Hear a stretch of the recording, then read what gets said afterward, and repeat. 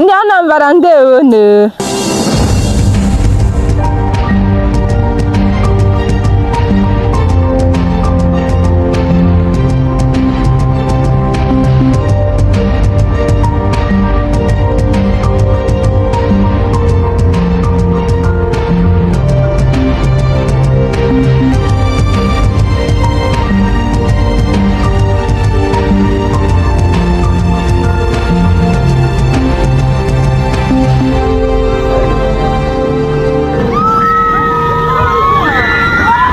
Ndị Ọka ekele m unu. Ndị Onitsha asị m unu daalụ. Pretend to tell me what to believe. I ain't got a sweet tooth for lying. Expand to show me how to succeed. A wall that is spreading thin. Ooh, ooh, ooh, what to do? I am me and not you. N'ụbọchị nke taata ihe anyị na-ewetara unu bụ ka obodo a na-akpọ Anambra State si wee mee gịnị si wee malite. Kedu ka ya bụ obodo si malite? Na mgbe gboo ihe a maara ya bụ obodo bụ dịka Eastern Region of Nigeria. Mechaa oru na afọ 1976 General Murtala Mohammed ekewapụta ya bụ steeti site na Eastern Region of Nigeria ka ọ kwụrụ onwe ya. Anambra abụrụ steeti, Enugu abụrụ capital, ya bụ isi ala ya. Emechaa n'afọ 1991 n'Ọgọst 27 General Ibrahim Babangida ahụ ya bụ Anambra ka ihe buru nnukwu ibu, o wee sị na a ga-eme gịnị na a ga-ekewakwa ya ọzọ.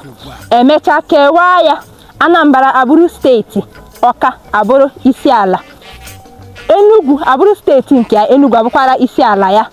Otu a ka esi wee kewaa ya bụ Anambra na Enugu ha kwụrụ onwe ha.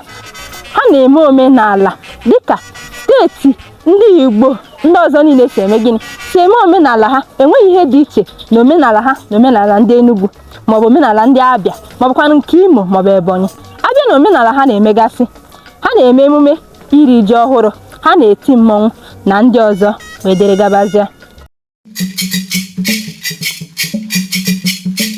Ebe a na-ahụ ya bụ obodo a na-akpọ Anambra steeti bụ na South Eastern part of Nigeria. Asị na ọ bụ n'ebe South Eastern part of Nigeria. Abịa na ya bụ obodo, mmiri ha nwegasịrị bụ mmiri dịka gịnị Ọmambala River bụ nke esi na ya wee wepụta aha abara ya bụ obodo dịka Anambra. Mmiri ọzọ anyị nwere ike ịhụkwa na ya bụ obodo mmiri akpọrọ Agụlụ Lake wee dere gabazịa. Ya bụ obodo nwere oke ha na ndị ọzọ na-eme gịnị na-abakọrịta na-esi agakọrịta n'obodo ibe ha dịka Kogi, Delta, Imo, Enugu. Ọ bụ steeti ndị a ka ha na Anambra nwere gịnị nwere oke ya bụ boundaries.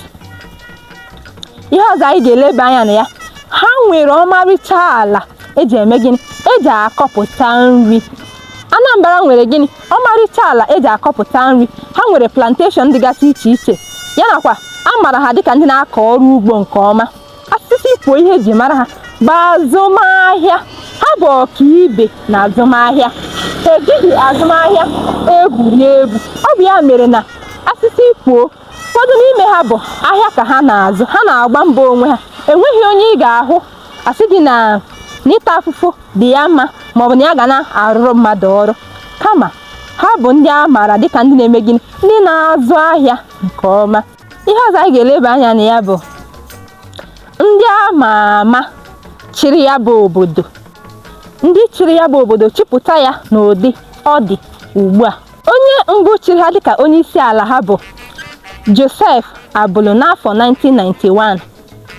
Enwere ndị ọzọ chịgasịrị ha tupu anyị akpọ aha onye na-achị ha ugbu a dịka Peter Obi maọbụkwanụ Willie Obianọ.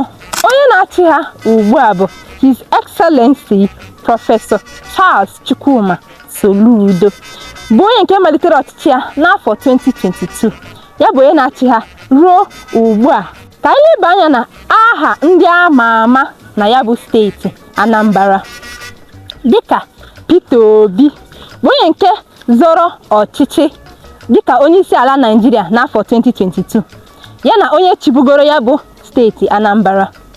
Onye ọzọ anyị ga-eleba anya na ya bụ Innocent, bụ onye nke na-arụpụtara anyị ụgbọala a na-akpọ Innocent Motors ya na ihe anyị ji eche mmiri dịka tank na oche anyị na-anọkwa ala na ya nakwa ihe obere efere anyị ji enyere ndụ aka na be anyị dịka plastic rubbers na ndị otu ya. Onye ọzọ anyị ga-eleba anya na ya bụ Sir Louis Odumegwu Ojukwu, bụ nna Chukwuemeka Odumegwu Ojukwu. Ndị a bụ ndị a nụgasịrị aha ha na mbụ ma ugbu a. Nri ejiri mara ndị Anambra. Nri ejiri mara ndị Anambra. Ihe ndị a ha na-esi ofe onugbo, sie ya dak ma nke a na-akpọ ofe onugbo ọ bụ ị na-eri na-eme gị ị na-atabi mkpịsị aka gị. Ajụọ ndị ma ka esi ofe onugbo maọbụ ndị nwe ofe onugbo asị gị na ọ bụ ndị gịnị, ndị Anambra. Ọ bụ ha bụ osi ite n'ebe ofe onugbo nọ. Ọzọ dịka ibe ya bụ ofe akwụ. Ihe ndị a na-esi n'ofe akwụ, asịkwa gị stew akwụ, asị gị ofe akwụ. Ha bụ ndị na-esi ya bụ ofe ka ọ na-eme gịnị, ka ọ na-atọ ụtọ nke ukwuu ya na akụrụngwa dị iche iche ha na-akwanye na ya bụ nri, bụ ị na-eri ya ị na-ajụ onye siri. Ha bụ ọkaibe n'isipụta ya bụ ofe a na-ekwu maka ya. A nwekwara ndị na-emepụtara anyị ejije ama ama na ya bụ steeti dịka Pet Edochie, nna anyị ukwu. Ihe ya bụ nwoke na-eme n'ejije na-amasị m.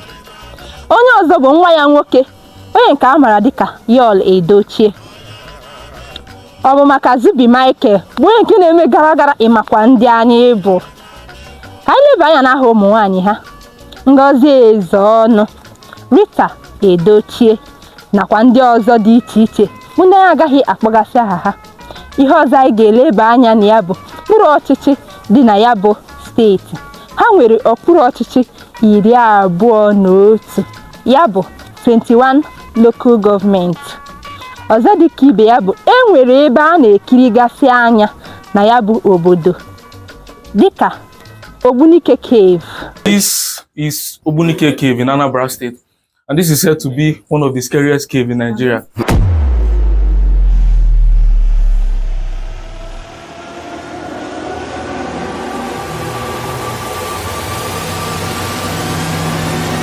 Agụlụ Lake, Ọmambala River, Igbo Museum na ndị ọzọ bụ ndị agaghị akpọchasị aha ha. Ihe ndị a niile anyị kpọpụtagasịrị, ọ bụrụ na e nwere nke ị maara ma akpọ ha aha maọbụ ma ekwughị, denyere m ya n'ọdụ ozi ya bụ comment section, maọbụ nke m kwuru ma ekwuteghị, deekwere m ya na gịnị n'ọdụ ozi. Ma chetakwa ka ị na-esonyere anyị na Igbo Class na Facebook, TikTok, Instagram nakwa YouTube. Igbo mma mma.